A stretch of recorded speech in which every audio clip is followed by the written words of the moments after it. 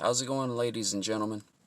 I know it's been a while, but as you already know, the COVID-19 pandemic had hit America head on.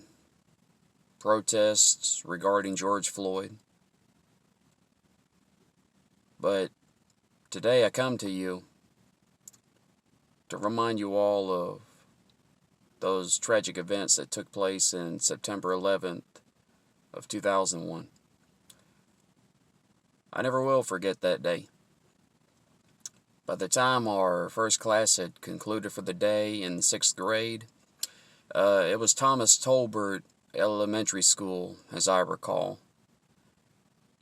Back home here, in Dallas. Well, right now I'm in Grand Prairie, so anyway. Us kids were not aware of the hijacking that took place. Us kids were not aware that planes had already crashed into the World Trade Center. But by the time we found out about the news,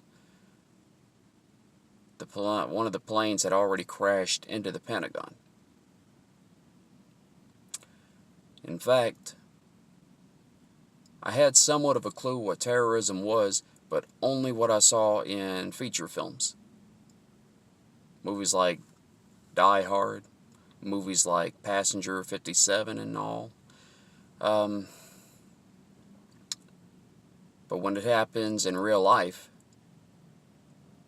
it changes your mind, it changes your attitude, it changes your whole perspective in a big way.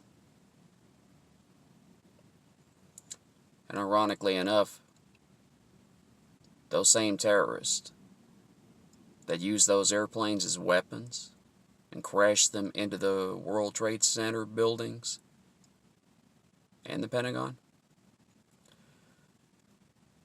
they were trained on American soil.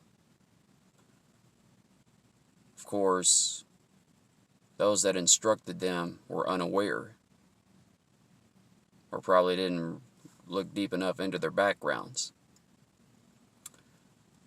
But no matter how you slice it, the outlook was not good. It changed our lives forever. It changed the lives of those families who knew somebody that died in the World Trade Center, died on those flights.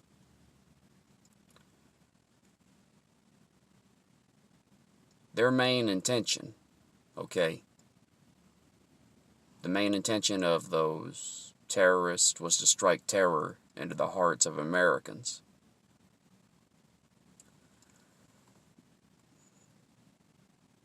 We can't prove that Bush 43 knew.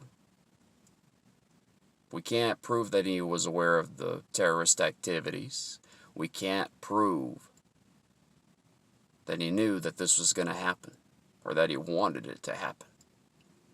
But what I do know is it changed how we travel, both domestic and abroad. It changed the way airport security is done. It changed the way our way of thinking. It changed the way we think. Okay? As it turns out, though, we found out in a big way that September day that freedom doesn't come cheap. Freedom isn't cheap. You can't take stuff like that for granted. Those that fought and served in world wars, or even all the way back to the American Revolution for that matter, those guys fought and served. They sacrificed so that we could live free lives. Which is one reason why it's always important to thank those that did serve their country.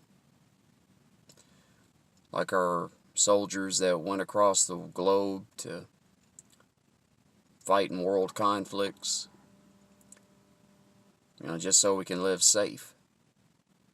and keep that freedom that we so desire. And nobody knew that day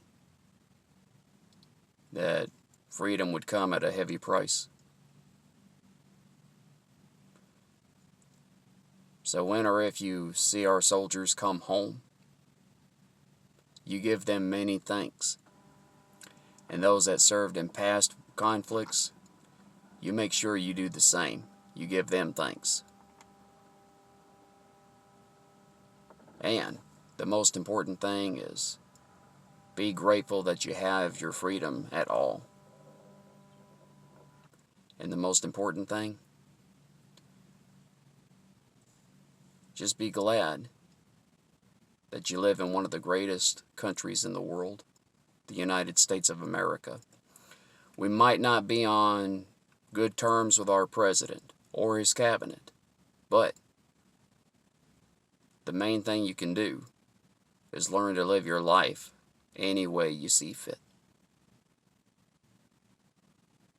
Thanks.